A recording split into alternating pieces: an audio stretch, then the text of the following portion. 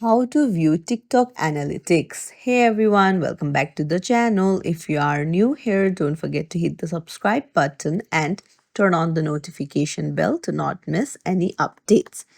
So in this video, I'm going to show you how you can easily view your TikTok analytics and see how your TikTok videos are performing. So let's dive right in.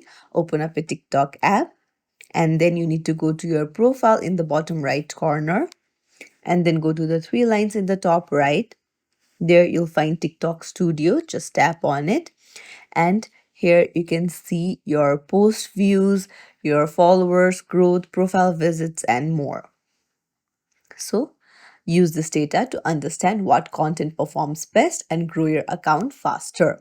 That's how you view TikTok analytics. So if you found this tutorial helpful, don't forget to like the video and subscribe to our channel for more tips and tricks. Thank you for watching.